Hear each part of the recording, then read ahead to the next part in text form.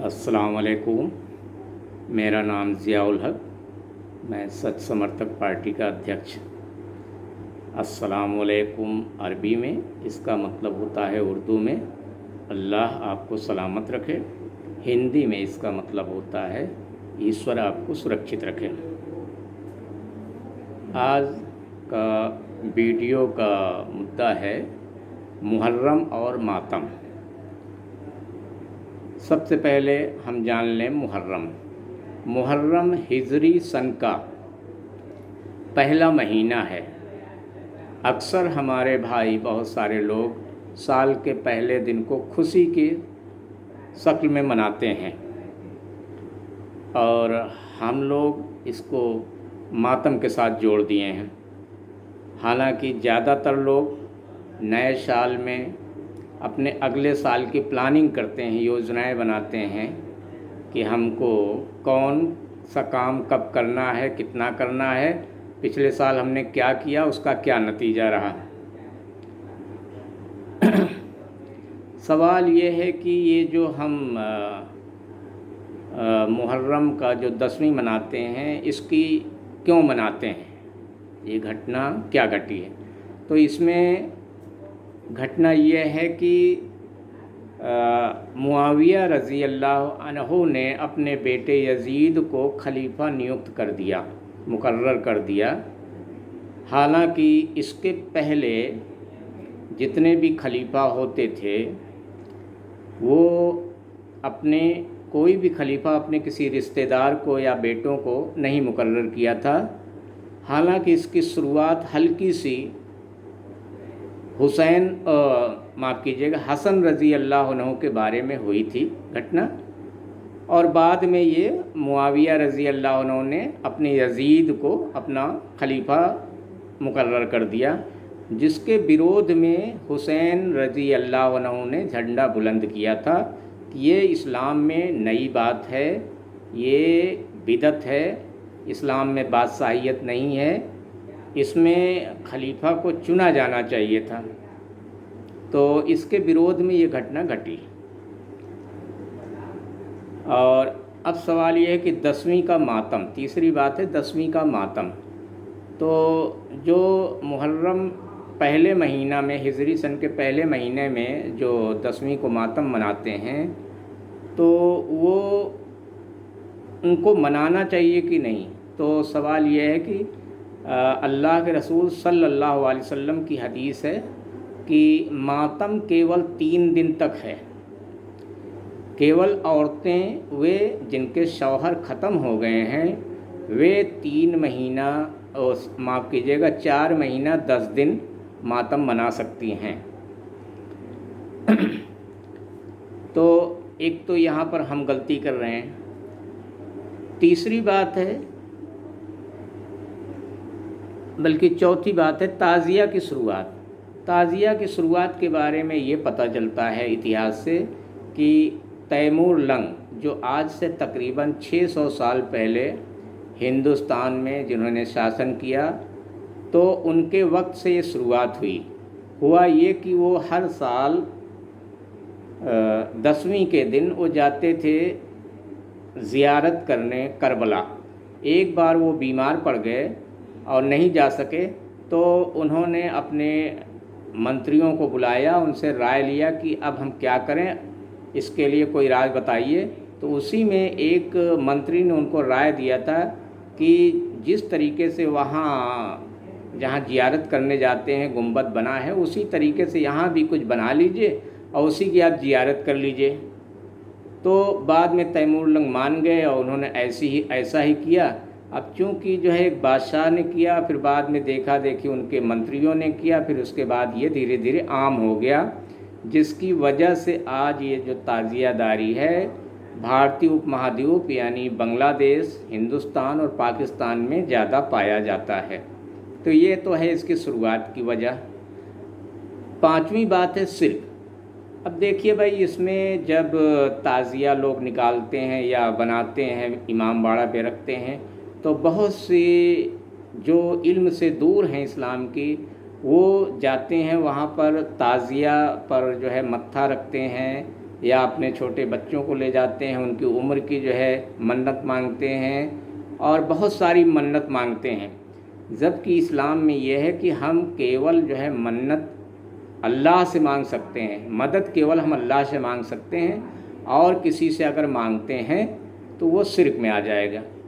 حالانکہ یہاں ایک بات وسیلہ کی آتی ہے، لوگ وسیلہ جوڑتے ہیں کہ ان کے ہم وسیلے سے ایسا کرتے ہیں، تو وسیلہ کو ہم سمجھ لیں، اسلام میں وسیلہ 3-4 باتوں میں ہے، جیسے کہ ہم اپنے نیک کاموں کی وجہ سے، نیک کاموں کے وسیلے سے دعا کر سکتے ہیں اللہ سے۔ دوسری بات، ہم اللہ کے جو 99 نام ہیں ان ناموں کے وسیلے سے دعا مانگ سکتے ہیں۔ تیسری چیز، جو اللہ کے نیک بندے اس دنیا میں ہیں ان کے وسیلے سے ہم دعا کرا سکتے ہیں۔ اور چوتھی چیز، وسیلہ ایک جگہ کا نام ہے، یہ ہے جگہ اللہ کے ہاں قیامت کے دن جو اللہ کے رسول صلی اللہ علیہ وسلم کو امید ہے کہ اس جگہ پر ان کو ملے گا، وہ جگہ وہ پد ہے، پدوی ہے، جہاں پر سے آپ جو ہے حوض کوثر کا پانی جہاں سے وہ پلا پائیں گے۔ تو یہ تو وسیلے کی بات ہے بھئی۔ اب چھٹی بات ہے اس کا نقصان اس دن کا، اور فضول خرچی اور انسانی دماغ کو غلط کاموں میں لگنا۔ تو بھئی دیکھیے،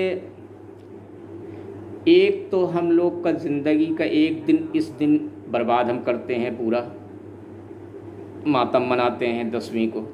دوسری چیز، اس دن ہم فضول خرچی کرتے ہیں بہت ساری چیز کا، اس میں جو تعزیہ ہم بناتے ہیں بانس کا یا کسی لکڑی کا، پنی کا، کوئی بھی چیز جو بھی کرتے ہیں اس کو ہم بالکل فضول خرچی کرتے ہیں، اس میں پیسہ خرچہ کرتے ہیں، اس کو لا کے رکھتے ہیں، وہاں پر لوگ منت مانگتے ہیں، شرک کرتے ہیں، اور بعد میں اس کو لے جا کے ہم دفن کر دیتے ہیں۔ یہ بالکل جو ہے فضول خرچی میں آتا ہے۔ اور اس کے علاوہ جو ہے ہم انسانوں کا دماغ، جو کوئی اور اچھا کام کر سکتا تھا وہ اپنا پورا دماغ جو ہے لگا دیتا ہے تعزیہ بنانے میں، وہ اپنا ٹائم برباد کرتا ہے، اور اللہ کے ہاں بھی جو ہے اس کی ایک پوچھ گچھ ہوگی اس معاملے میں۔ اور اس کے علاوہ یہ محرم کی 10ویں میں اکثر ہر سال جو ہے پورے ہندوستان میں ایک تناؤ پھیل جاتا ہے جگہ جگہ، اور اکثر دیکھا گیا ہے کہ 3 یا 4 لوگوں کی موت لگ بھگ ہر سال ہو جاتی ہے اس دن تناؤ کی وجہ سے، اور وہ تناؤ آگے چل کر سماج میں اور ہم کو پریشان کرتا ہے۔ اب ہوتا ہے کہ اب پتہ چلا کہ ہم کو اسی راستے سے چلنا ہے، یہ راستہ فکس ہے، اب راستہ میں ذرا سے کسی کا مکان بن گیا، چھپر آ گیا، اس کو ہم کاٹ دیتے ہیں، توڑ دیتے ہیں، وہاں تناؤ پھیلتا ہے۔ پھر کسی نے راستے میں یا کوئی کھیت پڑ گیا، وہاں اناج بویا گیا ہے، اس کو جو ہے کھیت ہم جو ہے رونتے ہوئے جاتے ہیں۔ تو اس طریقے سے بہت سارے تناؤ ہوتے ہیں، اور کبھی کبھی تو یہ ہوتا ہے کہ ہم ایک ہی اونچائی پر لے جاتے ہیں، اس کو نیچے نہیں کرتے، اور بجلی کا تار پڑ گیا تو اس میں کرنٹ دوڑ گیا، جس کی وجہ سے بھی کئی موتیں ہو جاتی ہیں اور ہوئی ہیں۔ تو اس دن یہ ہمیں زیادہ یہ نقصان ہوتا ہے اور تناؤ بڑھتا ہے سماج میں، جو آگے چل کر کے کافی سمے تک بنا رہتا ہے۔ اب سوال ہے کہ اسلام میں کتنے تہوار ہیں؟ تو اسلام میں 2 ہی تہوار ہیں، ایک عید الفطر اور ایک عید الاضحیٰ۔ اب آپ دیکھیے کہ اس 2 تہوار میں اللہ نے غریب لوگوں کا، کمزور لوگوں کا کتنا خیال رکھا ہے۔ عید الفطر یعنی فطرے کی عید، اب پورے ہندوستان میں، پورے دنیا میں تقریباً 1.5 ارب مسلمان ہیں۔ اگر ہم مان لیں کہ اس میں 1 ارب مسلمان مضبوط ہیں، فطرہ نکالنے کی حالت میں ہیں، تو انہوں نے اگر 40 روپے کے حساب سے نکالا تو تقریباً 40 ارب روپے نکلا فطرہ میں، جو غریبوں کو بانٹا جاتا ہے، اور وہ بھی اس تہوار میں خوشی خوشی شامل ہو جاتے ہیں۔ کتنا خیال رکھا ہے اللہ نے۔ دوسرا تہوار ہے عید الاضحیٰ۔ اب اس میں بھی غریبوں کا اتنا خیال رکھا گیا ہے کہ جو ہمارے بھائی کروڑوں جانوروں کا قربانی دیتے ہیں، تو جو بیچارے جو ہے گوشت وغیرہ نہیں کھا پاتے یا برابر نہیں کھا پاتے، یا بکرے کا گوشت جن کو نہیں مل پاتا ہے، وہ اس دن کم سے کم 3-4 دن جو ہے بہت اچھی طریقے سے گوشت کھا لیتے ہیں، اور کافی ان کو جو ہے اس سے راحت ملتی ہے۔ تو دیکھیے بھائی یہ ہے تہوار اسلامک، اور دونوں تہوار میں اللہ نے کتنا کمزور لوگوں کا خیال رکھا ہے، اور جو تہوار انسانوں نے اپنے ذہن سے بنا لیا ہے تو اس میں دیکھیے کتنے نقصان اور کتنے پریشانیاں ہوتی ہیں۔ اب 8ویں بات ہے شہیدوں کے نام پہ ڈرانا۔ اب جو سب سے بڑا جو اس میں بات سمجھ میں آتی ہے وہ جو ہے ہر سال 10ویں کے دن یا 10 دن جو یاد کر کے ہمیں بتائی جاتی ہے باتیں، اس میں مسلمانوں کو ڈروایا جاتا ہے۔ ذرا غور کیجئے آپ، اس میں کہا جاتا ہے، یہ بتایا جاتا ہے کہ بھائی دیکھو، اگر یزید جیسے غلط لوگوں کے خلاف تم مہم چھیڑو گے تو جیسے وہ 72 لوگوں کا تابوت نکلا ہے ایسے تمہارا بھی نکلے گا۔ یعنی یہ ڈروایا جاتا ہے ہر سال جو ہے، یعنی تم آگے ایسے لوگوں سے نہ ڈرو، اور یہ غلط آدمیوں کا ایک طریقے سے ہم مدد کرتے ہیں۔ جبکہ ہوتا یہ ہے کہ اکثر ہم دیکھتے ہیں کہ جو لوگ کسی بھلائی کو سامنے لانا چاہتے ہیں تو وہ اس کا اجلا پکش سامنے رکھتے ہیں جس سے لوگوں میں حوصلہ بڑھے۔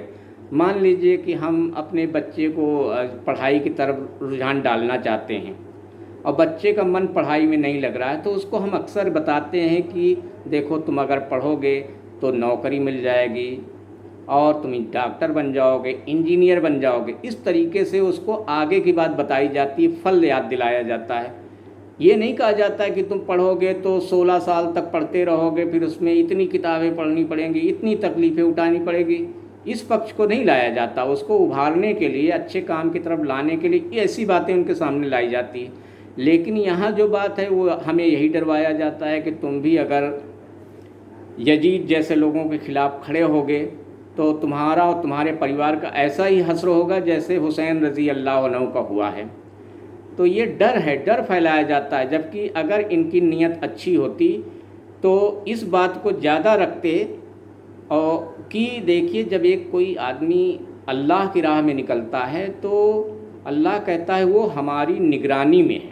یہ حدیث ہے کہ اللہ کہتا ہے کہ وہ ہماری نگرانی میں ہے، اور کبھی کبھی ہم اس کو مال اور ثواب کے ساتھ اس کے گھر واپس بھیج دیتے ہیں، اور کبھی ہم اس کو اپنے یہاں واپس بلا لیتے ہیں۔ یعنی جب وہ شہید ہو جاتا ہے تو اللہ اس کو اپنے یہاں واپس بلا لیتا ہے، اور پھر اللہ کہتا ہے کہ پھر میں اس کو وہ دیتا ہوں جو دنیا سے بہتر ہے۔ تو یہ تو بڑا انعام کی بات ہے، تو اس انعام والی بات کو لوگ سامنے کیوں نہیں لاتے ہیں، اور ڈرانے والا بات، تابوت والی بات کیوں لاتے ہیں، اس کو ماتم کے شکل میں کیوں مناتے ہیں، کیوں لوگوں کو ڈرواتے ہیں۔ اب اس میں ایک واقعہ ہم سمجھ لیں کہ جب کچھ قبیلے کے لوگ آئے، یہ حدیث ہے، کچھ قبیلے کے لوگ آئے اللہ کے رسول صلی اللہ علیہ وسلم سے، کہا کہ آپ جو ہے کچھ قاریوں کو ہمارے یہاں بھیج دیجئے جو ہمارے یہاں لوگوں کو قرآن سکھائیں۔ تو اللہ کے رسول صلی اللہ علیہ وسلم نے 70 صحابیوں کو، قاریوں کو، اچھے قاریوں کو ان کے ساتھ بھیج دیا سکھانے کے لیے، لیکن وہ لوگ جب لے گئے تو راستے میں لے جا کر کے ان کا قتل کر دیا۔ اس میں سے کوئی ایک، جہاں تک میری جانکاری ہے، یادداشت ہے کہ ایک بچ کے آیا، کسی طریقے سے اللہ کے رسول صلی اللہ علیہ وسلم کو بتایا کہ قاریوں کے ساتھ یہ گھٹنا گھٹی ہے۔ اللہ کے رسول صلی اللہ علیہ وسلم کو یہ سن کر بہت افسوس ہوا، یہاں تک کہ آتا ہے حدیث میں ہے کہ 1 مہینہ تک آپ نے جو ہے دعائے قنوت میں ان لوگوں پر لعنت بھیجا، ان کو اوپر پڑھتے رہے اور بہت زیادہ رنج میں رہے۔ پھر اس کے بعد جب اللہ نے آیت اتاری، اور آیت کا ترجمہ یہ ہے کہ جن لوگوں، جن قاریوں کو شہید کیا گیا تھا، انہوں نے کہا کہ اللہ نے ہمیں جو واپس بلا لیا تو اللہ نے جو ہم کو اس کے بدلے میں دیا ہے وہ بہت بہتر ہے، ہم اللہ سے راضی ہوئے، اللہ ہم سے راضی ہوا۔ جب یہ آیت اتری تب اللہ کے رسول صلی اللہ علیہ وسلم کو یہ اطمینان ہوا کہ ہمارے قاری اچھی جگہ چلے گئے ہیں۔ تو ہمیں جو اب اس آیت کی روشنی میں یہی سمجھنا چاہیے کہ جو ہمارے شہید بھائی ہیں وہ سیدھے جو ہے ان کی روحیں جنت میں جاتی ہیں، اور وہ جنت میں وہ پکشیوں کے جیسے ان کی روحیں اڑتی ہیں، جہاں چاہتی ہیں اڑتی ہیں، بیٹھتی ہیں، کھاتی ہیں، جو چاہتی ہیں کھاتی ہیں۔ تو ان کو بہت زیادہ وہاں آرام ہے جو دنیا سے کئی گنا زیادہ ہے۔ تو یہ تو خوشی کی بات ہے، اطمینان کی بات ہے کہ ان کو اچھی جگہ ملی۔ بلکہ یہاں تک بھی آتا ہے، اسلام میں بتایا گیا ہے کہ جو شہید ہو کے جاتے ہیں وہ افسوس کرتے ہیں دنیا میں اپنے وہ بھائیوں کے لیے جو دنیا میں پیچھے رہ گئے ہیں۔ وہ سوچتے ہیں کہ کاش وہ بھائی بھی ہمارے ساتھ آ جاتے یا شہید ہو کے آ جاتے تو وہ بھی آج وہ چیز پاتے جو ہم پا رہے ہیں، بہت اچھی چیزیں۔ وہ ہمارے لیے افسوس کرتے ہیں، اور یہاں معاملہ الٹا ہے، ہم جو ہے شہیدوں کے لیے افسوس کر رہے ہیں۔ تو اس سے جو ہے مسلم کو بہت کچھ سمجھنے کی ضرورت ہے یہاں پر، کہ جو اس طریقے سے ماتم مناتے ہیں ان کی نیت کیا ہے، نیت کو پکڑنا چاہیے ہم کو۔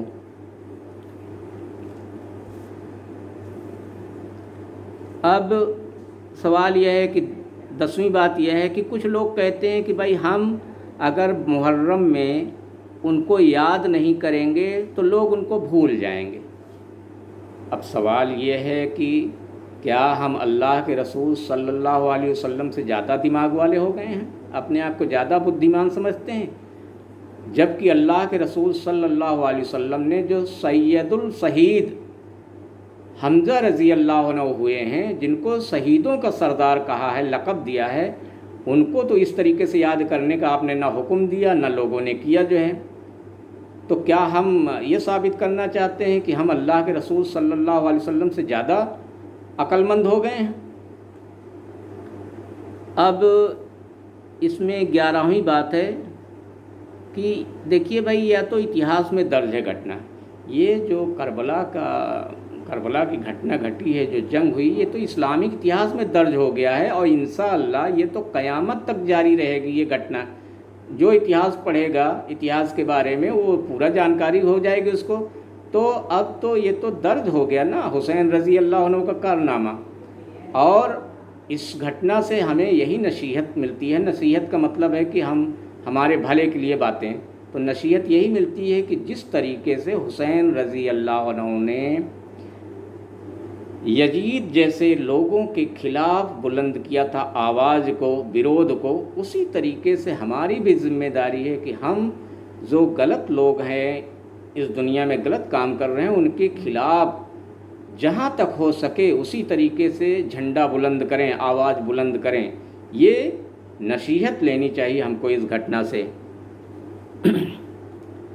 اب سوال ہے کہ ساودھانی، یہاں پر ساودھانی کی بات ہے، بھئی ہمیں کن باتوں سے ساودھان ہو جانا چاہیے۔ تو دیکھیے اس میں جو ہے ایک قرآن کی آیت ہے، اس کو ہم لوگ سن لیں۔ اے لوگوں جو ایمان لائے ہو، دیکھیے اللہ یہاں ان سے کہہ رہا جو ایمان لائے ہیں، جو ایمان نہیں لائے ہیں ان سے بات نہیں کہہ رہا، اللہ کہہ رہا اے لوگوں جو ایمان لائے ہو، ان کتاب والوں کے زیادہ تر علماء اور دنیا سے بمکھ